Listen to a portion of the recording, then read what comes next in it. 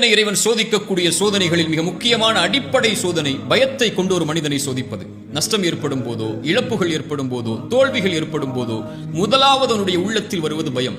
அந்த பயத்தை எதிர்கொள்ள முடியாமல் தான் அவன் பாவங்களை நோக்கி சென்று ஏதாவது ஒரு வழியில் தப்பிக்க வேண்டும் என்று முயன்று அவன் தன்னை நஷ்டத்தில் ஆற்படுத்திக் கொள்கிறான். மீண்டும் இறைத்தூதர் ஸல்லல்லாஹு அலைஹி வஸல்லம் சொன்னார்கள், ஷைத்தான் 3 வழிகளில் இறை நம்பிக்கை கொண்டவனை பயமுறுத்துவான். இறை மார்க்கத்தை ஏற்றுக்கொள்ளும் போது வந்து சொல்லுவான், தந்தையின் மார்க்கத்தை விட்டு முன்னோர்களின் வழியை விட்டு செல்கிறாய் என்று பயமுறுத்துவான். இறைவனுடைய வழியில் இறைவனை வணங்கக்கூடிய மக்கள் இருக்கக்கூடிய ஊரை நோக்கி ஹிஜ்ரத்தை மேற்கொள்ளும் போது வந்து சொல்லுவான், உன் ஊரை விட்டு செல்வத்தை விட்டு பிரிந்து செல்கிறாயா என்று பயமுறுத்துவான். 3வது இறை வழியில் போராடச் செல்லும் போது வந்து சொல்லுவான், இதில் உயிரிழப்புகள் ஏற்படும், உன் மனைவியை பிரியக்கூடிய நிலை ஏற்படும் என்று பயமுறுத்துவான். இந்த 3 பயத்தையும் உடைத்தெறிந்து யார் இறை வழியில் போராடி மரணிக்கிறாரோ அவருக்கு சொர்க்கத்தை இறைவன் கட்டாயமாக்குகிறான் என்று இறைத்தூதர் ஸல்லல்லாஹு அலைஹி வஸல்லம் சொன்னார்கள்.